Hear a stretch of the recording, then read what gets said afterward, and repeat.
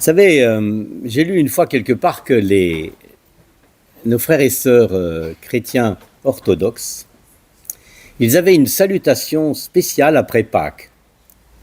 Et pendant 40 jours après Pâques, jusqu'à l'ascension donc de notre Seigneur Jésus dans le ciel, ils se saluaient par ces mots Christos Anesti. Pendant 40 jours après Pâques, les chrétiens orthodoxes, ils se saluent comme ça. Et ils disent Christos Anesti, ça veut dire le Seigneur est ressuscité. Et la réponse c'est Alitos Anesti, il est réellement ressuscité. Et pendant ces 40 jours, c'est leur salutation de te dire bonjour, comment ça va, tu as vu le temps qu'il fait, les giboulées de Mars. Hein, ils disent ça. Moi je trouve ça très beau. Je trouve ça très beau. Vous voyez cette présence de la résurrection de notre Seigneur Jésus dans nos vies. Hein, c'est ça que nous sommes appelés à vivre. J'aime bien mettre un titre sur ce que je dis, ça me force à centrer ce que j'ai à cœur de partager. Hein, la parole de Dieu, bien sûr. Et je me rappelle cette phrase que l'on attribue à Karl Marx. Peut-être bizarre de commencer par une citation de Karl Marx. Hein. Et Karl Marx, vous savez, il était juif, donc il connaissait bien la Bible, hein, Ancien Testament et Nouveau Testament. Hein. Et il a employé toute sa vie en rapport avec cela, c'est perdre sa vie à la gagner, pour la gagner. C'est-à-dire omnibulé par le travail. Vous savez, sa grande réflexion sur le travail, comment les gens pouvaient être aliénés, privés du fruit de leur travail par le système mis en place, patronal, etc. Hein. Mais je me demande s'il n'avait pas emprunté cette phrase en s'inspirant d'une citation de la Bible que je vais vous lire, Marc 8, 35. Marc 8, 35.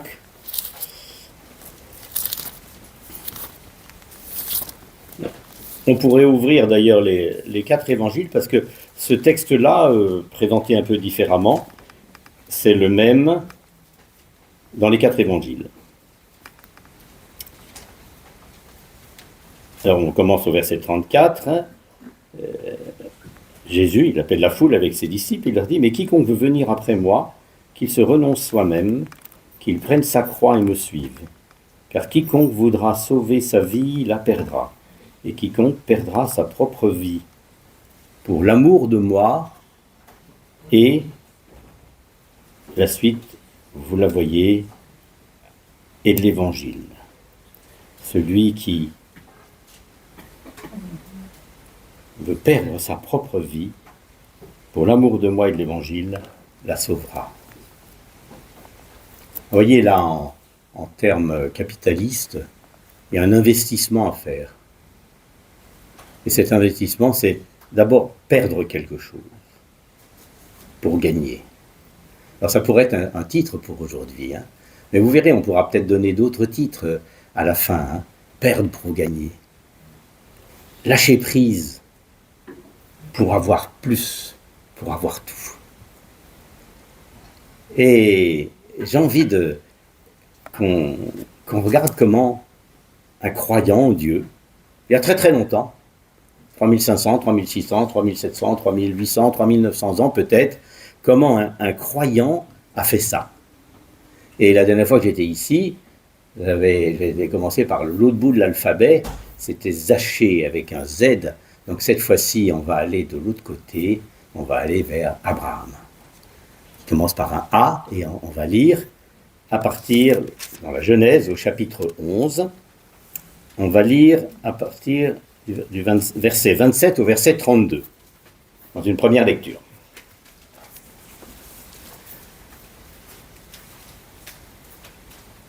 Vous allez tout de suite comprendre pourquoi perdre pour gagner. Hein. Alors, Genèse, chapitre 11, verset 27. Ce sont ici les générations de Térakh. Térakh engendra Abraham, Nachor et Haran. Haran engendra Lot, et Haran mourut en la présence de Térak, son père, au pays de sa naissance, à Ur, des Chaldéens. Abram et Nacor prirent des femmes. Le nom de la femme d'Abram était Saraï, et le nom de la femme de Nacor, Milca, fille de Haran, père de Milca, et père de Gisca. Et Saraï était stérile, et elle n'avait pas d'enfant. Et Térak prit Abram son fils, et Lot, fils de Haran, fils de son fils, et Saraï sa belle-fille, femme d'Abram son fils, et ils sortirent ensemble d'Ur des Chaldéens pour aller au pays de Canaan, et ils vinrent jusqu'à Charan, et ils habitèrent là. Et les jours de Térak furent 205 ans, et Térak mourut à Charan. Donc voilà. Ce sont ici les générations de Térak. Térak engendra Abraham, Nacor et Haran. C'est normal là? Moi ça me fait rien, mais... Son père, pays de sa naissance, à Ur des Chaldéens. Et Abraham et Nacor prirent des femmes. Le nom de la femme d'Abraham était Saraï. J'ai l'habitude dans la radio, ça. Je continue, qu'est-ce qu'on fait? C'est pas grave. Je vais vous raconter, quand j'étais jeune, j'ai commencé dans la radio, et donc la radio, on s'écoutait soi-même quand on était au micro, et donc pour vérifier ce qu'on disait. Donc il y avait la tête d'enregistrement et la tête de lecture derrière. Donc j'ai appris à m'entendre parler, mais avec un pounième de secondes de différence. Au début, c'est intenable, hein. Après, bon, tout s'apprend, hein, comme de faire ça ou n'importe quoi. Hein. Alors, s'écouter derrière, s'écouter soi-même, il faut avoir l'habitude, évidemment. Voilà. Ça fait de l'écho. Ça fait de l'écho, oui. Non. Donc voilà, ça fait un truc qui tire, là, attendez, mon fil, là, non, ça va. Ouais. Et donc là, on voit une série de généalogies. Il y en a 10 dans la Genèse, hein, et qu'on appelle, je crois, en hébreu, notre grand spécialiste hébraïsant nous le confirmera, j'espère, oui, Tolédot, on dit en hébreu, Tolédot, ça veut dire c'est les générations, les descendants. Et il y en a 10 dans la Genèse, et ça fait comme un peu le plan de la Genèse. Hein. Voilà, et on raconte les générations. Donc ici, ce qu'on a lu, c'est, outre les générations, c'est une famille. Donc je vais récapituler la famille, parce que c'est un peu important. Donc il y a un monsieur qui s'appelle Térak, qui est... Voilà, bon. Et puis, qui avait 3 fils, Abraham, Nacor et Haran. D'accord? Et Abraham, donc Nacor, non, c'est Haran qui décède, et puis Nacor, son frère, prend sa fille Milca, donc sa nièce, comme femme. D'accord? C'est ce qui est raconté. Et là, il meurt. Bon. Et puis ensuite, il est raconté aussi, donc, que Abraham s'en va, il quitte ce pays d'Ur des Chaldéens, on ne sait pas pourquoi, hein, et sa femme s'appelait Saraï, on ne sait pas trop d'où elle vient, enfin les commentateurs juifs ont des idées là-dessus, mais et il est dit qu'elle était stérile. Et ils s'en vont d'Ur des Chaldéens, et donc ils vont vers le nord, dans ce qu'on appelle le croissant fertile. Le croissant fertile, hein, c'est quelque chose comme ça. Donc pour vous, je le dessine. À droite, c'est Ur, et puis ils montent vers Charan. Ici, il y a un désert, et puis ils vont descendre après Palestine, qui sera Israël, enfin, etc. Et je trouve que c'est difficile, cette migration. Parce que déjà, vous avez remarqué que toute la famille ne part pas. Il y en a qui restent. Donc ça a dû être difficile. Ensuite, la Bible ne donne jamais un détail pour rien. La Bible dit que Haran est mort. Hein? Et voilà. Donc Abraham s'en va, là, Térak avec Abraham, avec Saraï, avec Lot.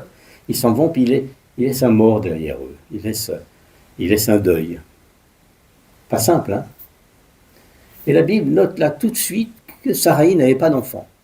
Très, très dur, hein?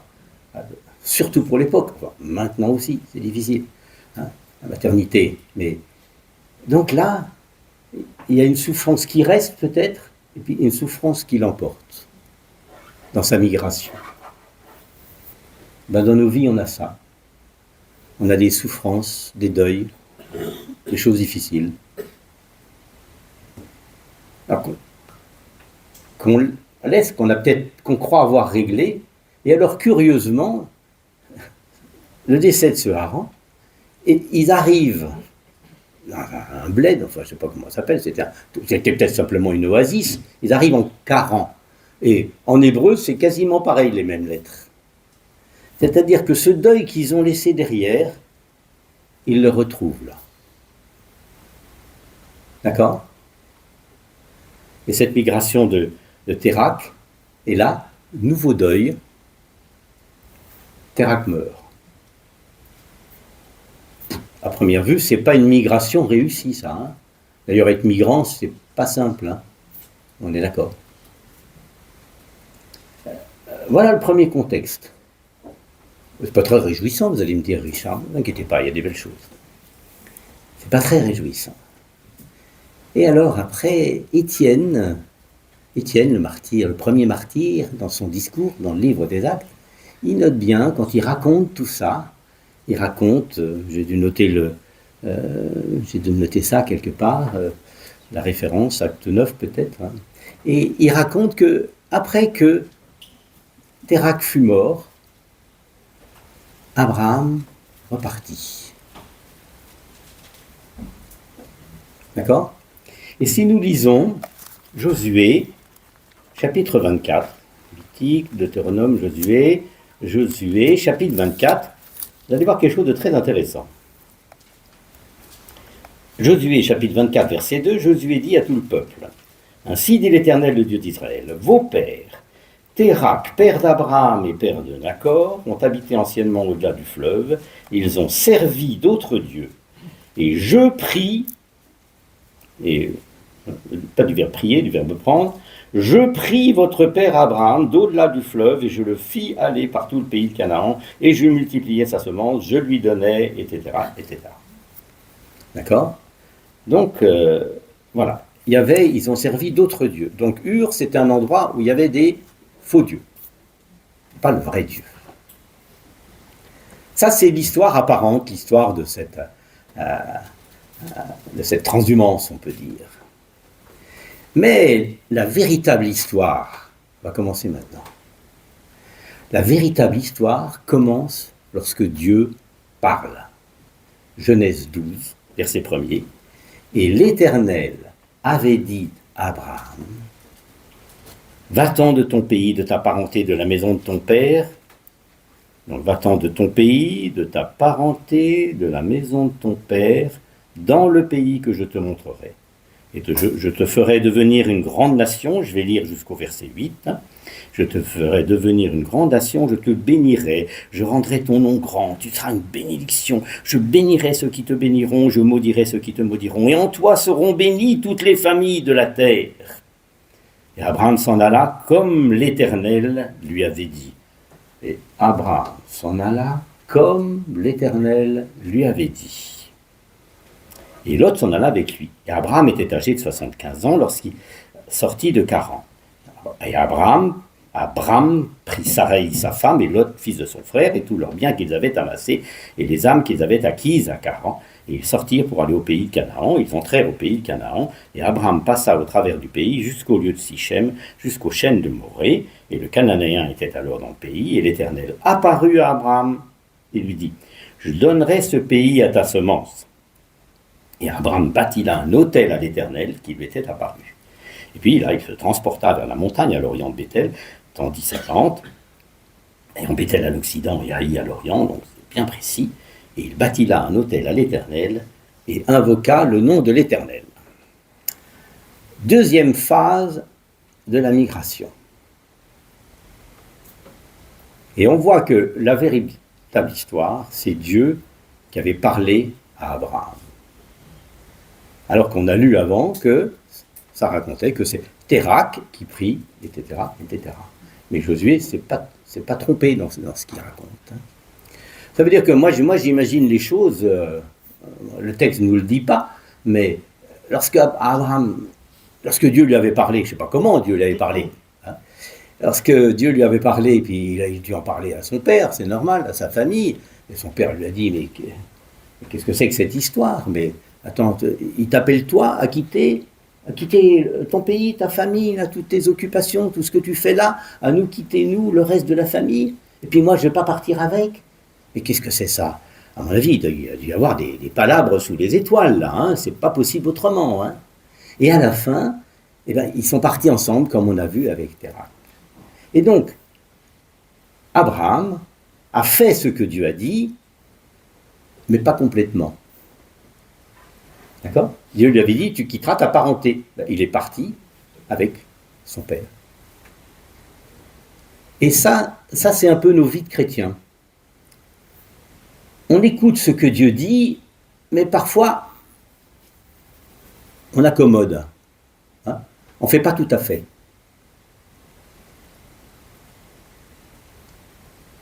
Ça ne vous est jamais arrivé?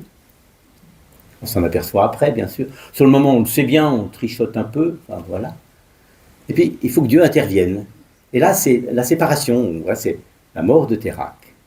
Et là, il est libéré. C'est pas de la psychologie en disant c'est la mort du père qui l'a libéré. Hein. Non, mais c'est tout simple là. Hein. Oups là. Et c'est très important ça. Notre obéissance pour Dieu, elle est entière. Et là, il est libre. Et il peut aller dans le pays. Et qu'est-ce qu'il fait dans le pays là? Il bâtit des hôtels.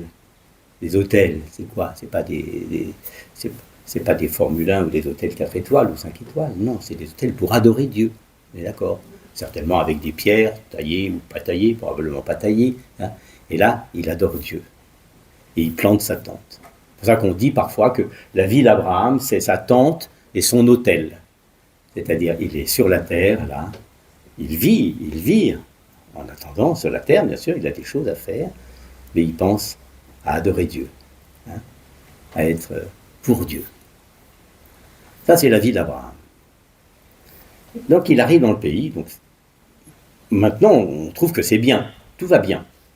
Hein. Il est là, il est dans le pays que Dieu lui a montré. Il a obéi jusqu'au bout. Il adore Dieu, il est reconnaissant. Tout va bien. Alors, au passage, je voudrais dire une chose à propos d'un verset que... En toi seront bénies toutes les familles de la terre, en Abraham. C'est tout de suite dit là dans la première promesse de Dieu à Abraham.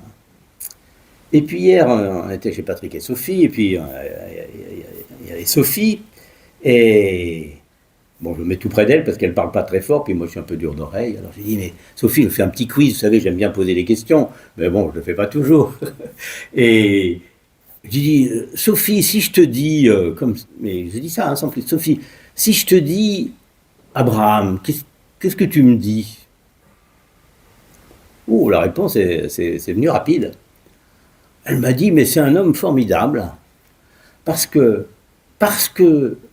il a obéi, ce que Dieu, il a fait ce que Dieu lui a dit de faire, et bien en lui, on est tous bénis, c'est comme ça qu'on connaît Dieu. Pas seulement les descendants d'Abraham qui vont être les fils d'Israël, les Juifs, etc., mais tous les peuples.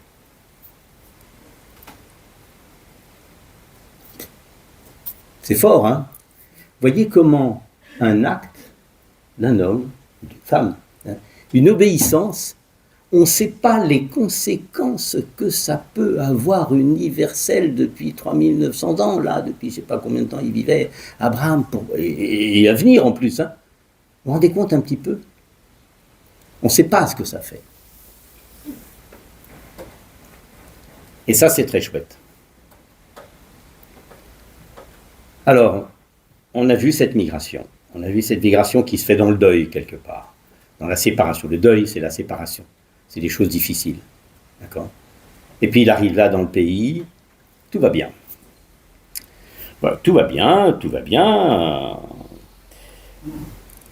Et tout de suite, dans le même chapitre, vous lisez qu'il y a une famine, hein, chapitre 12, verset 10, il y a une famine dans le pays, Abraham descend en Égypte pour y séjourner car la famine, etc.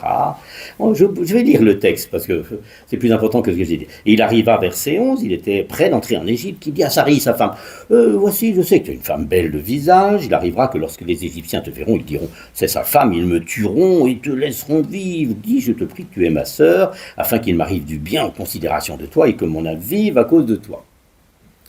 Alors notre Abraham, bien obéissant, hein, comme vous et moi, des chrétiens bien obéissants, prêts à adorer Dieu, à être reconnaissants et tout ça, il a peur. D'abord, il pense pas du bien des Égyptiens. Je ne sais pas s'il les connaissait ou non, s'il en avait entendu parler, mais déjà penser du mal de quelqu'un, c'est pas terrible. Hein, en général, le chrétien, vous et moi, tout le monde est chrétien ici, j'espère, hein, eh bien, on pense du bien des autres. Hein, on veut le bien, on a de la bienveillance, hein, pas de la malveillance. Hein. Dire du bien, c'est la bénédiction, d'accord? Voilà. Donc là, ça se passe mal. En fait, c'était à moitié vrai, à moitié juste aussi, puisqu'il avait épousé sa demi-sœur. À l'époque, dans les familles, problème génétique, il n'y avait pas. Hein, c'était le début. Je ne sais pas trop comment ça marchait, mais voilà. Et voilà. Donc, il est en Égypte, et le pharaon s'aperçoit, on lui dit, s'aperçoit en même temps, c'est sa femme, c'est peut-être sa demi-sœur, mais sa femme, il dit, oulala, repars là, d'accord. Repars de ce pays, parce que moi, ça a été très difficile, en Égypte pour ça. Et puis, donc, il remonte d'Égypte, on voit au chapitre 13, et il était riche, donc il y avait plein de troupeaux, et il remonte dans ce pays qui n'était pas capable de supporter tous ces troupeaux entre les siens et ceux de Lot, son neveu, et là, ils doivent se séparer. Donc là, on voit Abraham qui avait une relation pas tout à fait nette avec Dieu, et il remonte, il a dû apprendre quelque chose, peut-être qu'il faudra une deuxième leçon derrière. Parfois, on a besoin de piqûres de rappel dans nos vies. Là.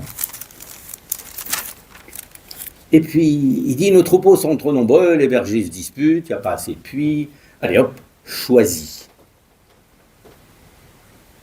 Déjà, ce pays que Dieu avait donné à Abraham, c'est beau parce qu'il donne de ce que Dieu lui avait donné.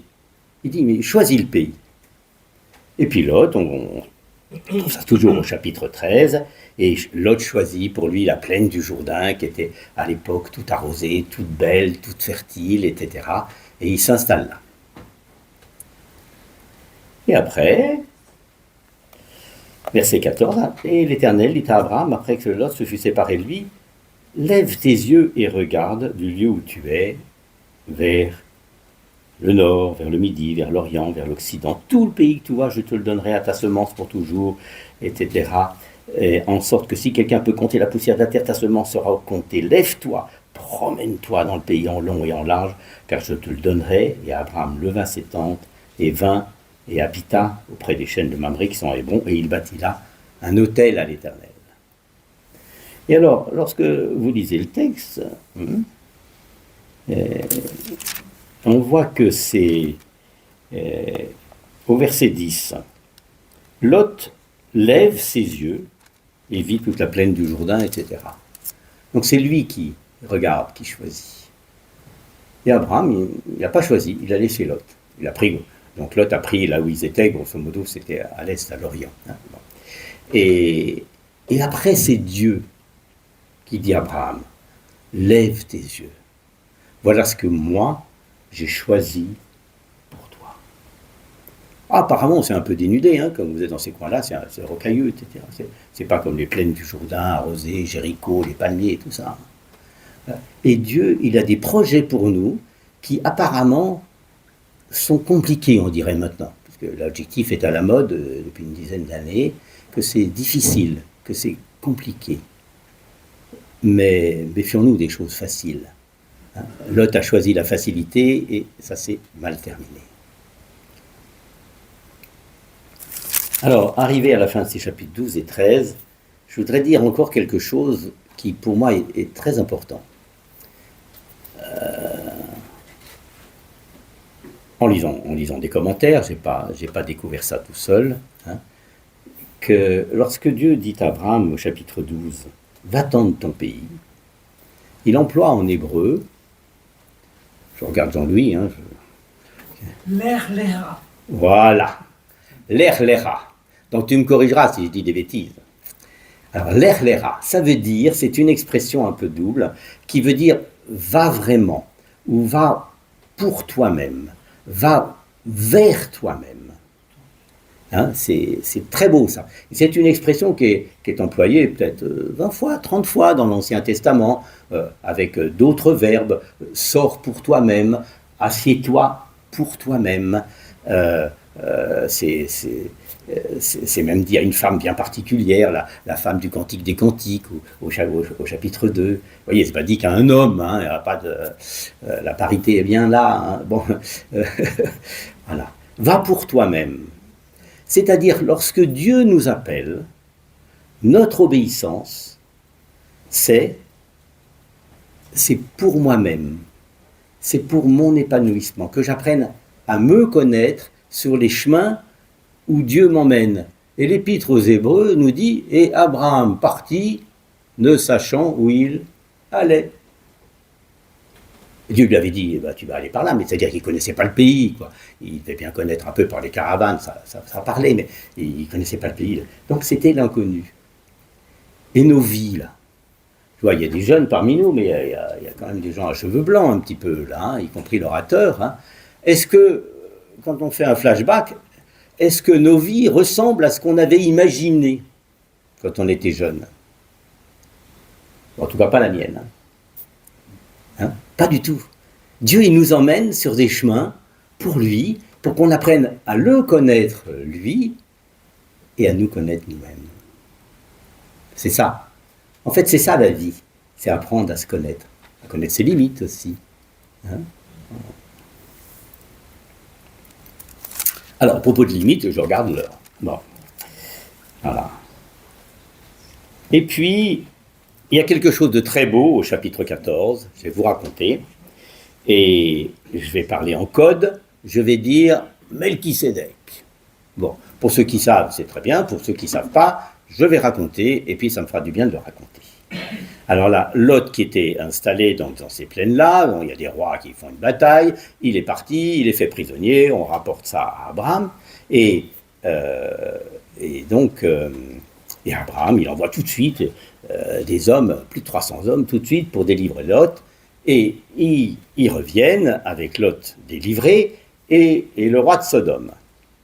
Et juste là, au moment où arrive le roi de Sodome qui voulait faire des tractations entre le partage du butin, entre les esclaves et entre l'or, l'argent, etc., vous lisez ça au chapitre 14, hein, et verset 17, et comme il s'en venait d'avoir frappé Kédor, Laomer et les rois qui étaient avec lui, le roi de Sodome sortit à sa rencontre, la rencontre d'Abraham, dans la vallée de Chavé, qui est la vallée du roi. Et là, tout de suite, ça c'est Dieu. Dieu, il intervient tout de suite. Il sait pourquoi. Parce qu'il savait ce qui allait se passer après avec le roi de Sodome. Et Melchisédek, roi de Salem, on ne sait pas, fit apporter du pain et du vin. Or, il était sacrificateur du Dieu très haut.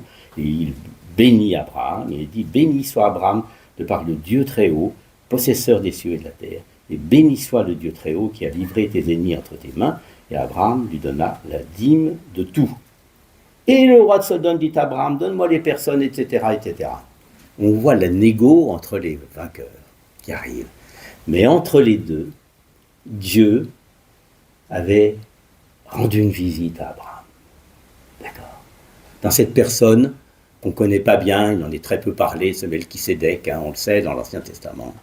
Voilà, c'était son nom, et puis Salem, roi de Salem, ça veut dire roi de paix. Hein. Salem, c'était un lieu, Shalom, hein, c'est roi de paix. Et puis Melchisédek, roi de justice. Hein. Voilà.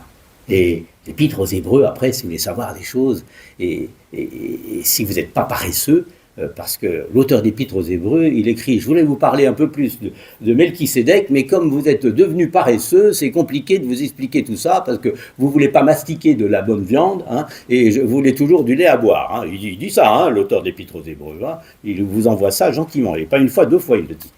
Chapitre 4, 5, par là. Vous voyez comment Dieu se révèle, cette personne étrange, Melchisédek, on sait pas. Et Dieu se révèle à des moments où il était en danger, Abraham, parce que le roi de Sodome, il venait avec les prisonniers, machin, etc. Et Dieu intervient là. Vous voyez, dans nos vies, à nous de faire intervenir Dieu, et Dieu intervient. Parce qu'on se souvient, lorsqu'ils sont descendus en Égypte, dans le petit paragraphe, ils n'ont pas demandé à Dieu, là. Hein. Abraham, il prend Sarai, il lui dit, mais tu diras que tu es ma sœur. Vous voyez, j'ai pas le nom de Dieu là-dedans. Hein. Et puis, pour terminer la conclusion sur ces deux chapitres, hein, lorsque Abraham remonte au chapitre 13, au verset 4, il dit, voilà, et il plante sa tente là où il était au commencement, fin du verset 3, 13, 3, hein, entre Béthel et Haï, au lieu où était l'autel qu'il y avait fait auparavant, et Abraham invoqua là le nom de l'Éternel. En Égypte, pas d'autel. Pour vous, je ne sais pas comment vous fonctionnez, mais moi je vais vous dire tout de suite. Lorsque j'ai pas trop envie d'aller fréquenter une réunion, quand j'ai pas trop envie de louer le Seigneur tous les jours, lorsque j'ai pas trop envie de lire ma Bible au moins un quart d'heure le matin, avant de, enfin je dis un quart d'heure, bon ça peut être une demi-heure ou plus, mais ou 10 minutes, je me dis Richard, un petit problème dans ta vie là. Hein? On voit bien quand on a une situation fausse, ou alors on fait semblant, on est hypocrite, alors, c'est encore pire, si je dis. Hein. Voilà. Donc, privilégions notre relation avec Dieu. Hein. Et puis ensuite, ça ira bien. Alors après, le chapitre 15, mais pour moi, c'est tout des explosions, c'est des feux d'artifice, je trouve, ces rencontres. Alors là, alors Dieu parle à Abraham, là. Là, on va avoir un dialogue. Très important. Chapitre 15, verset 1er. Après ces choses, la parole de l'Éternel fut adressée à Abraham dans une vision. Donc, c'est dans une vision, là. Pas une rencontre directe. Bon. D'autres fois, ce sera des hommes qui seront des anges ou Dieu, enfin, hein, des théophanies, comme on dit, quand on veut faire savant, etc. Abraham, ne crains point, moi je suis ton bouclier et ta très grande récompense. Déjà, je m'arrête là pour dire ça. Vous vous rendez compte? Dieu lui dit, je suis ton bouclier. Hein, ce bouclier, c'est le même mot qui revient quand vous lisez les psaumes, ou quelqu'un qui dit, bah voilà, tu es mon bouclier, etc., le vécu des personnes, etc. C'est Dieu qui nous protège. Mais ce bouclier, encore faut-il le prendre, ne pas le laisser au râtelier, ensuite encore faut-il le mettre devant nous, hein, on est bien d'accord. Hein. Ok, hein, c'est comme les je vais faire une digression, j'aime pas trop faire ça, mais allez, je vais la faire, je me laisse aller. Éphésiens 6, les armes pour le combat chrétien, elles sont toutes prêtes. Il nous suffit de les prendre. Hein. Prenez l'armure complète de Dieu, d'accord? La ceinture de la vérité, l'armure, etc. D'accord? Donc, c'est à nous de le prendre, l'oublier. Et ta très grande récompense. Alors, ce mot récompense, en fait, très souvent, quand vous regardez ce mot en hébreu, avec une concordance hébreu, ça se fait automatiquement hein, sur Internet, hein, et le plus souvent, c'est traduit par salaire. C'est curieux. Et c'est comme si Dieu était notre salaire. Si on avait quelque chose, une récompense, un salaire, parce qu'on croit en Dieu. Vous vous rappelez que je vous avais parlé d'investissement, de perdre pour gagner. Et c'est là. Lorsque je fais confiance à Dieu, là, j'ai un investissement qui va rapporter.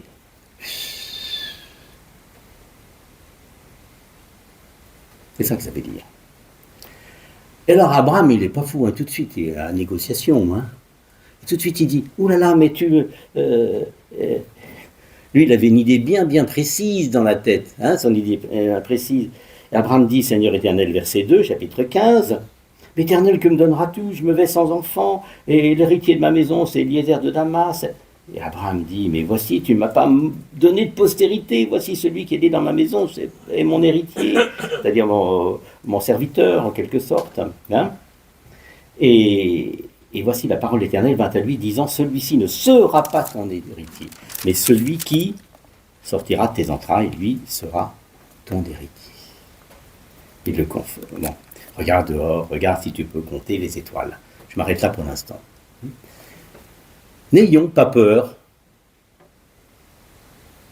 de parler à Dieu, en disant je ne comprends pas Dieu, parce que Dieu l'avait promis, il avait dit mais tu vas avoir une descendance, et il dit mais c'est pas là, ça ne marche pas notre affaire.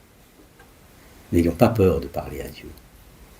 étant vrai. On n'est pas dans la réclamation, on n'est pas dans la chouinerie, on n'est pas dans les dire, tu vois, les autres ils ont ça, puis moi j'ai pas ça. Hein. C'est pas ça, hein. En disant, mais voilà, Seigneur, je comprends pas. Et Dieu, là, il renouvelle les promesses, etc. Voilà. Et là, on est à ce passage, ce verset clé du verset 6, et Abraham crut l'Éternel, et cela lui a été imputé, hein, c'est un terme de comment dirais-je, de bilan, de comptable, hein, voilà, c'est ça, hein, imputé à justice. Il l'a déclaré juste parce qu'il a cru. C'est un verset qui est repris dans le Nouveau Testament aussi, on trouve cela. Et ça, c'est très très beau, ça. C'est-à-dire que, voilà, cette foi-là, c'est pas dit avant, vous voyez.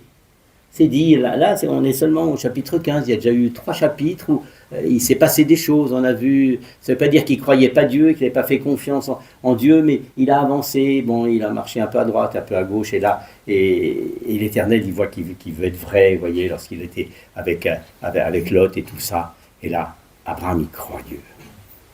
Et c'est ça qui fonde notre foi. Hein. Abraham croit Dieu, et ça, il est déclaré juste devant lui. Alors, toute l'épître aux Romains nous fera la démonstration de cela. Hein. Puis c'est dit aussi dans l'épître aux Galates, et puis etc., etc. Hein. D'accord ? Et c'est là où Dieu va lui parler. On a parlé d'alliance au moment de la scène, on a parlé d'alliance, et là, Dieu organise quelque chose où il lui dit, tu prends des animaux, tu les coupes en deux, là, et là, je vais passer au milieu, il passe au milieu, et donc c'était dans ces anciens temps, c'est pas révolutionnaire pour l'époque, hein, mais nous on ne sait pas, hein, d'avoir ces animaux coupés en deux, hein, et donc ceux qui contractaient une alliance, ils passaient par là au milieu, voilà. Et c'est là où il est parlé de l'alliance, au verset 18 du chapitre 15.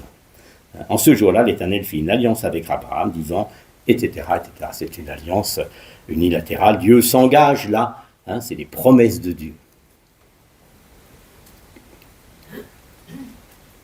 Alors voilà, pour ce chapitre 15, je voudrais refaire avant de dire une ou deux autres petites choses. Hein. Il dit que Dieu se révèle à Abraham comme il est souverain, c'est-à-dire il choisit Abraham, c'est marqué dans la Bible, hein, pour qu'on le retrouve bien dans les petites lettres, là, c'est en italique, hein. Il lui dit, c'est moi qui choisis Abraham, d'accord ? En même temps, il faut qu'Abraham réponde, hein, on est bien d'accord, hein. J'ai choisi, on appelle ça la souveraineté de Dieu. Dieu, il fait ce qu'il veut, et ça nous échappe.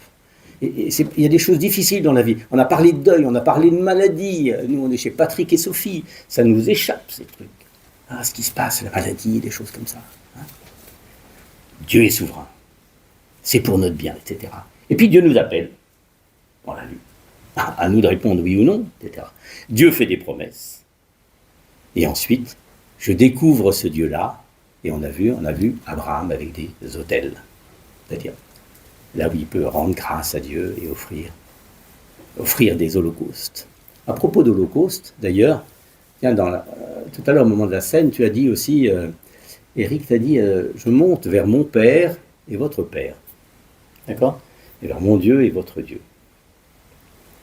Le Christ, après la résurrection. Et holocauste, vous savez ce que ça veut dire ? Ça veut dire, il y a un autre mot pour ça, une traduction peut-être, sacrifice de montée. C'est-à-dire, holocauste, ça veut dire monter. C'est-à-dire, c'est un sacrifice de bonne odeur, c'est pas comme le sacrifice pour le péché, qui était différent, comme d'autres sacrifices. L'holocauste, c'était tout pour Dieu, sauf la peau. Hein, c'était tout pour Dieu, et Dieu flaire une odeur agréable, parce que ça montait devant lui. Et je pense que, voilà, Jésus qui dit « Je monte vers mon Père et votre Père », le sacrifice il est pleinement accompli, c'était un sacrifice pour le péché, là, on le sait, hein, mais en même temps, c'était tout pour Dieu. Mais nous aussi, on peut être tout pour Dieu. Non ? Qu'est-ce qu'il dit, Romains 12, Romains chapitre 12, verset 2 ? Qu'est-ce qu'on dit ? Oui. Alors, il y a des gens qui connaissent par cœur, allez-y si vous le dites par cœur. Offrez donc vos corps en sacrifice vivant à Dieu, ce qui est votre culte intelligent. Hein. Je reprends avec le verset 1. Romains 12, verset 1, je vous exhorte donc, frères, par les compassions de Dieu, à présenter vos corps en sacrifice vivant, saint, agréable à Dieu, c'est-à-dire que Dieu peut agréer, hein, ce qui est votre service, le même mot est employé pour culte, culte intelligent. Donc on peut s'offrir à Dieu de la même manière.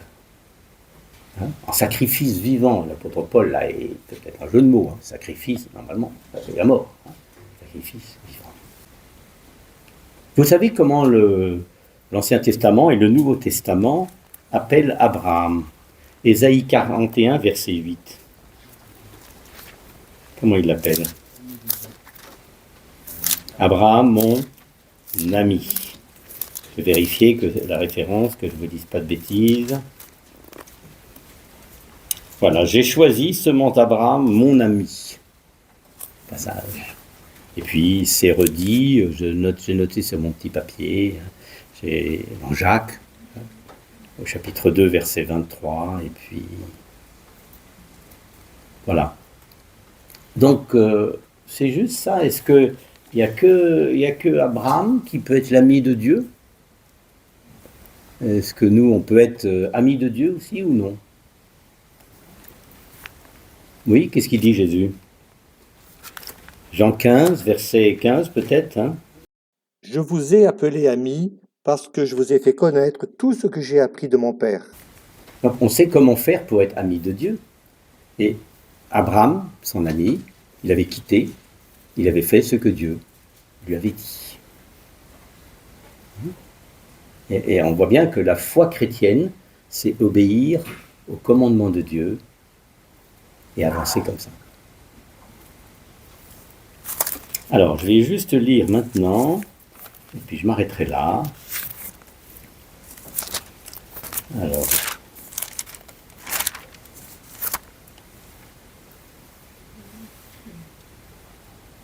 Alors, on a vu tout à l'heure que Dieu disait à Abraham dans une vision, il lui disait, je suis ton bouclier, ton salaire, ta récompense, ta une grande récompense. Et là, Dieu, il revient à la charge, si j'ose dire. Et là, on va voir ce que Dieu dit. Chapitre 17, Abraham était âgé de 99 ans et l'Éternel apparut à Abraham et lui dit, je suis le Dieu Tout-Puissant, marche devant ma face et sois parfait dans ma traduction, c'est-à-dire sois accompli, sois intègre. Pourquoi il dit ça? Mais il dit ça à cause du chapitre 16 qu'on a sauté. Parce que l'histoire du chapitre 16, c'est Sarai. Sarai, elle s'appelait comme ça à l'époque, parce qu'elle va changer de nom. Elle a dit, je ne peux pas avoir d'enfant, prends ma servante Agar, l'égyptienne, qui avait probablement ramené d'Égypte. Bon, et voilà, qu'elle ait un enfant, qu'elle soit une mère porteuse, ça se faisait bien à l'époque, hein, etc., etc. Et là, Dieu, on n'entend pas parler là, de Dieu. C'est pour ça qu'il lui dit, là, il y a des petites choses à régler. Et on voit que ça se passe mal d'ailleurs, les relations avec Sarai, une fois que Agar est enceinte, elle méprise sa maîtresse. Enfin, oui. C'est pour ça qu'au chapitre 17, Dieu il dit gentiment, hein,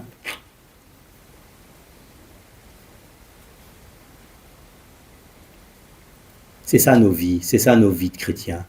C'est rater des choses, c'est faire des choses pas tout à fait ça. Hein. Être tellement envahi par ce qu'on voudrait, même parfois en servant Dieu, hein, et puis qu'on oublie de demander à Dieu, puis on prend des chemins de traverse. Hein. Alors, au chapitre 17, c'est très important. Et Dieu redit, verset 2, « Je mettrai mon alliance entre moi et toi, je te multiplierai, etc. etc. » Voilà. Et alors il lui dit, au verset 5, ton nom ne sera plus appelé Abraham, c'est-à-dire père élevé, ou qui a un père élevé, mais ton nom sera Abraham, père de multitude. Quand on était jeune, moi je ne comprenais pas bien ça. On ne m'avait pas bien expliqué, je ne savais pas trop comment comprendre ça, et plus tard aussi d'ailleurs, qu'est-ce que ça voulait dire, ce changement de nom. En plus, dans la Bible, on voit très peu de changements de nom comme ça. Bon, Jacob qui devient Israël, après on verra, puis après, il n'y en a quasiment pas, quoi. Hein. Bon, Saul de Tarse est devenu Paul, mais parce que c'était dans le monde grec, on peut dire. Mais, donc, si Dieu fait ça, à mon avis, ça doit être important.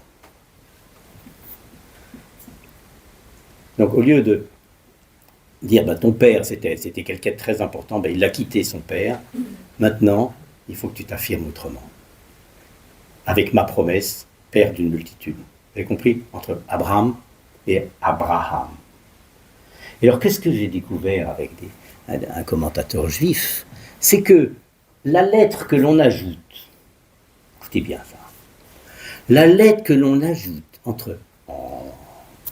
hébreu évidemment, que l'on ajoute entre Abraham et Abraham, pour nous c'est un H, ça ne correspond pas trop mal en hébreu, on appelle ça le He.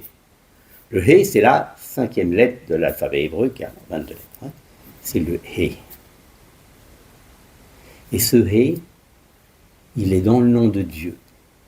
Vous savez combien de fois, dans le nom de Yahvé, ce tétragramme, ces 4 lettres, il est dit 2 fois, ce He. C'est comme si Dieu lui dit, mais tu vois, je suis avec toi.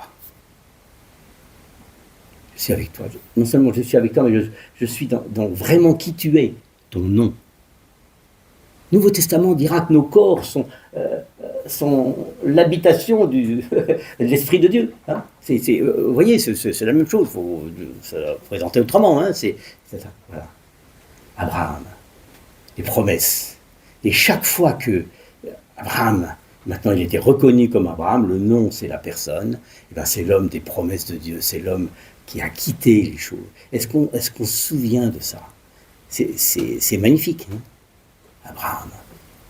Et ce He, attendez, je vais vous le dessiner pour vous, il est comme ça pour moi, donc pour vous il doit être comme ça. Ouais, c'est ça. Il est comme ça. C'est une lettre qu'on n'a pas en français. Hein. C'est-à-dire, voyez, nous, regardez les lettres là-haut, toutes nos lettres sont fermées, si vous voulez. D'accord? Et cette lettre, elle a une ouverture en bas et une ouverture sur le côté. D'accord? Et les commentateurs juifs, ils disent, mais ça c'est l'Esprit de Dieu qui souffle, parce que ça entre et ça sort. Vous voyez? Mais chez nous, c'est pareil. L'Esprit de Dieu, il agit sur notre esprit. Et c'est comme ça que nous avons l'Esprit de Dieu. N'est-ce pas? Et Dieu renouvelle la circoncision, c'est une alliance. Enfin, pas trop long. Ça ne se termine pas là. Et Dieu dit à Abraham, alors là, c'est Dieu qui change le nom d'Abraham. Et puis là, il y a l'autorité. L'Épître aux Corinthiens nous dit Dieu, le Christ, l'homme, la femme. Et là, il dit, toi, tu vas débaptiser ta femme. On est au chapitre 17, verset 15. Quant à Saraï, ta femme, tu ne l'appelleras plus Saraï, mais Sarah sera son nom. Et en hébreu, ça se termine aussi par la même lettre, par un He. Saraï, ça voulait dire ma princesse. Et Sarah, ça veut dire princesse. Elle est libre, elle n'est plus possédée. Elle est libre. Et toujours avec ce He, l'Esprit de Dieu. Et qu'est-ce que Jésus nous dira? Que nous sommes libérés. La parole, la vérité nous affranchira. C'est l'action de l'Esprit de Dieu. Et ça, c'est en nous-mêmes. Et à ce moment-là, Dieu vient, Dieu vient et dit, là vous aurez un enfant, l'enfant de la promesse, etc., etc. Et ça, ce sera pour la prochaine fois. Hein? D'accord? Qu'est-ce qu'on retient de ça? Qu'est-ce qu'on retient? Tout perdre pour gagner. D'accord? Lâcher prise pour tout avoir. C'est ça la foi. D'accord? Est-ce que on a un Dieu qui est notre bouclier, un Dieu qui est puissant, un Dieu qui nous fait des promesses, qui ne nous lâchera pas, qui vient nous parler d'une manière ou d'une autre. Et nous, on peut avoir des chemins de traverse, se tromper, etc., pour certaines choses. Eh bien non. Ça, c'est... Je découvre Dieu, et je découvre que je suis, en écoutant ce qu'il me dit, en faisant ce qu'il me dit, en obéissant, parce que croire, c'est aimer, c'est obéir, c'est donner aussi, on a vu avec Lot, vous avez vu, hein. C'est donner, c'est obéir, croire, c'est donner. Et à ce moment-là, je vis en ami de Dieu.